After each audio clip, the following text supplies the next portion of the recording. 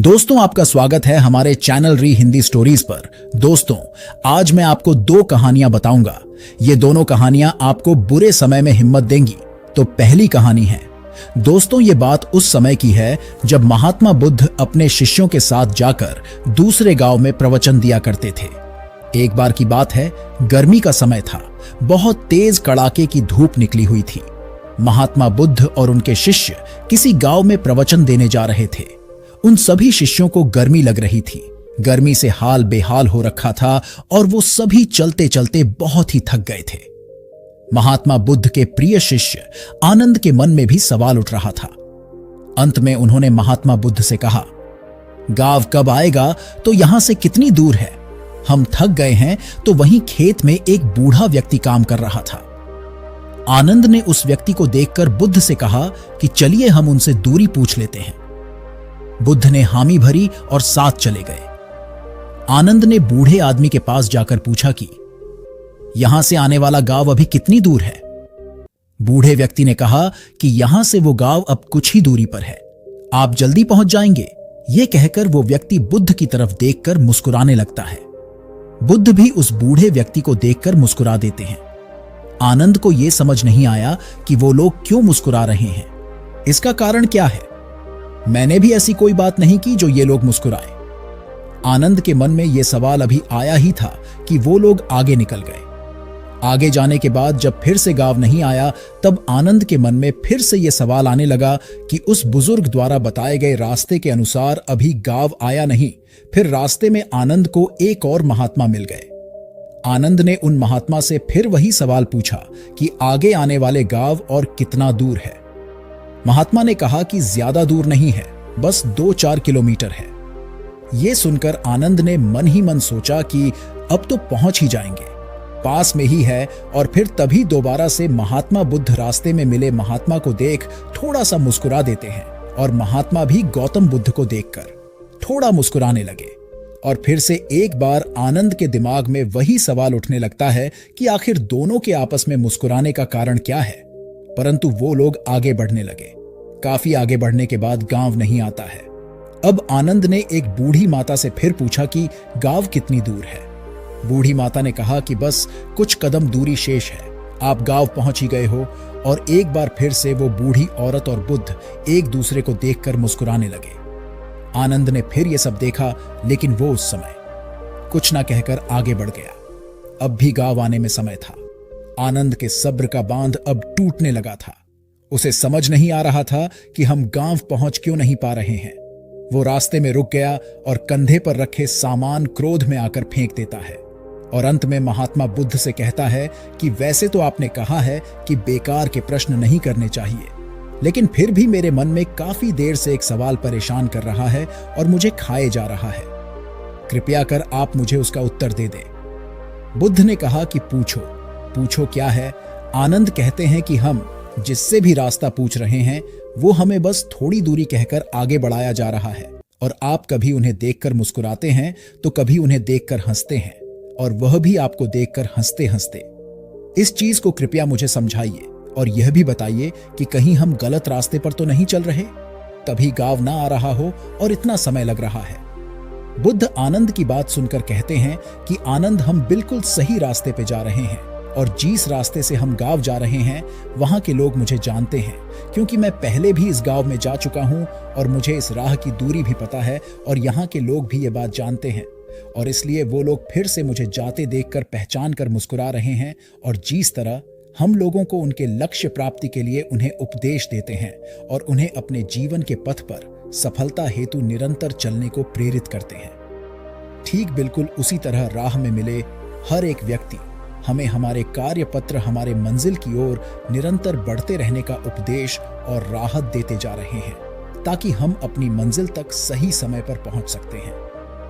बुद्ध की यह बात सुनकर आनंद मुस्कुरा उठे और सभी एक बार फिर से गांव की ओर निकल पड़ते हैं और कुछ समय बाद वह लोग वहां पहुंच जाते।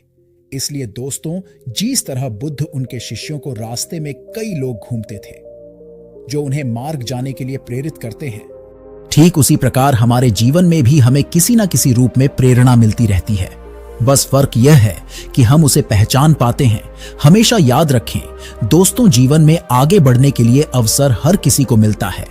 यह हमारे ऊपर है कि हमें उस अवसर को पहचान आगे बढ़ना है और हाथ आए मौके को हाथ से जाने नहीं देना है, और साथ ही हमेशा अपनी मंजिल के प्रति धैर्य बनाकर रख, बेशक उसे मिलने में समय लगे, कठिनाई का सामना करना पड़े, लेकिन एक ना एक दिन मंजिल जरूर मिलेंगी, और जब हम उसे प्राप्त कर लेंगे तो सभी मार्ग से मिली कठिनाई को भूल जाएंगे और उस जीत की खुशी को महसूस करेंगे। इसलिए धैर्य और शांति बनाए रखें, ये सफलता की सबसे महत्वपूर्ण और बड़ी कुंजी है। दोस्तों, दूसरी कहानी है। बहुत समय पहले की बात है। महात्मा गौतम बुद्ध जब भी भिक्षाटन के लिए जाते थे, तब आम लोग उन्हें भिक्षा में अनाज तो देते थे, या फिर जिसका वो जो सामर्थ्य होता था वो अपने हिसाब से उन्हें भिक्षा देते थे। और साथ ही यदि किसी के मन में कोई सवाल होता था तो वो बुद्ध को रोक के उनसे पूछ लेते थे। एक बार ऐसे ही महात्मा बुद्ध भिक्षा लेने के लिए एक गांव में गए। उस गांव के लोगों ने उन्हें भिक्षा दी। तभी एक व्यक्ति वहां पे आया और बुद्ध को भिक्षा देकर कहा, प्रभु, मेरे मन में एक सवाल है जो काफी समय से चल रहा है, मुझे आपसे उसका उत्तर चाहिए। बुद्ध ने कहा, पूछो। उस व्यक्ति ने कहा, हम सभी के जीवन में सुख दुख उतार चढ़ाव लगा ही रहता है। हम सभी अपने जीवन की उलझनों में इतना उलझे रहते हैं कि उसे करीब से समझ ही नहीं पाते, ना जीवन जी पाते हैं, बस दौड़ते भागते रहते हैं अपने घर की जिम्मेदारियों के प्रति, अपने सपनों के प्रति। परंतु जब हम उसमें असफल हो जाते हैं तो खुद को कोसने लगते हैं। हमें यह जीवन व्यर्थ लगने लगता है। हम लोगों की बातों में आ जाते हैं। हम अपने जीवन की अहमियत नहीं समझ पाते और पूरा जीवन ऐसे ही निकल जाता है, और हम अंतिम समय में अफसोस करते हैं कि काश हमने जीवन को सही से जिया होता, उसकी अहमियत समझी होती। क्या आप मुझे बता सकते हैं कि जीवन का सही मूल्य क्या है? बुद्ध ने उस व्यक्ति की बात सुनी और उसे अपने पास से एक चमकीला पत्थर दिया और कहा कि जाओ और इस पत्थर का मूल्य पता कराओ, लेकिन ध्यान रहे तुम्हें इसे बेचना नहीं है, बस मूल्य पता करना है। उस व्यक्ति ने बुद्ध से पत्थर लिया और बाजार की तरफ निकल गया। सबसे पहले वो एक फल वाले के पास गया, आम बेच रहा था। उसने वो पत्थर उस फल वाले को दिखाया और कहा कि तुम इसका क्या मूल्य दोगे? फल वाले ने चमकीला पत्थर देखा और वो उसे पसंद आ गया। उसने कहा, मैं इसके बदले तुम्हें 12 आम दूंगा। ये सुन व्यक्ति आगे निकल गया और इस बार एक सब्जी के ठेले के पास गया और उसे चमकीला पत्थर दिखाकर उसकी कीमत पूछी। सब्जी वाले ने उसे देखा, कहा, यह तो बेहद शानदार पत्थर है, मैं इसके बदले तुम्हें एक बोरी आलू दूंगा, तो मुझे पत्थर दे दो। व्यक्ति ये सुन फिर से आगे बढ़ गया और इस बार एक बड़ी अनाज की दुकान पर गया और उसे इस पत्थर को दिखाया। दुकानदार पत्थर को देखकर कहता है, ये इतना प्यारा पत्थर है, मैं इसे रख लेता हूं और इसके बदले तुम्हें 5 अनाज की बोरी दूंगा। व्यक्ति 3 जगह घूम चुका था। उसे हर जगह उस चमकदार पत्थर के अलग अलग मूल्य को जानकर हैरानी हो रही थी कि भले एक पत्थर का इतना मूल्य कैसे हो सकता है, इन्हें इसमें ऐसा क्या दिख रहा है। उसके बाद वो व्यक्ति एक सोने चांदी के व्यापारी के पास गया और सुनार को पत्थर दिखाया और उससे इसका मूल्य पूछा। सुनार ने उस पत्थर को देखा और कहा, तो मुझे ये पत्थर 2 लाख में बेचोगे? वो व्यक्ति ये सुनकर हैरान था कि एक पत्थर की इतनी कीमत पर उसने सुनार को बेचने से मना कर दिया। तो सुनार ने कहा, भाई 5 लाख में बेच दो। व्यक्ति ने फिर भी कुछ नहीं कहा। वो इतनी कीमत जानकर एकदम आश्चर्यचकित था। उसके मन में कहीं ना कहीं लालच भी आ गया था उसे बेचने के लिए, लेकिन उसे बुद्ध की बातें याद थी, इसलिए उसने वहां वो जताया नहीं। फिर सुनार ने खुद कहा कि तुम ही बता दो, इसकी क्या कीमत तुम लोगे? उसने कहा कि मुझे माफ कर दे, मेरे गुरु ने इसे बेचने से मना किया है, और यह कहकर वो आगे चला जाता है। आखिर में वो व्यक्ति एक जौहरी के पास पहुंचता है। जौहरी उस पत्थर को देख उसे रूबी के रूप में पहचान लेता है। उसने उस पत्थर के सामने एक लाल कपड़ा बिछाया और उस बेशकीमती रूबी की एक परिक्रमा लगाई और माथा टेका। फिर जौहरी उस व्यक्ति से पूछता है, कहां से लाए हो भाई ये बेशकीमती रूबी? आप सारी कायनात, क्या सारी दुनिया बेचकर भी इस अनमोल पत्थर की कीमत नहीं लगा सकते?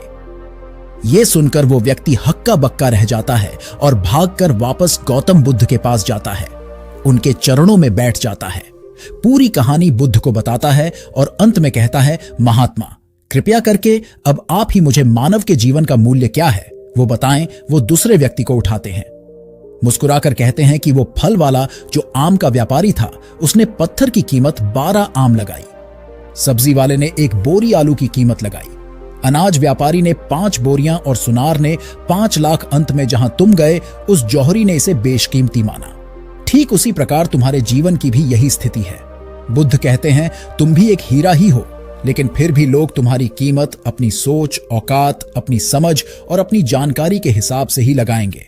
तुम अपना जीवन अपने हिसाब से जियो, अपनी खुशी से जियो, वर्तमान का आनंद लो। किसी भी चीज के पीछे बेकार में भागना बिल्कुल व्यर्थ है।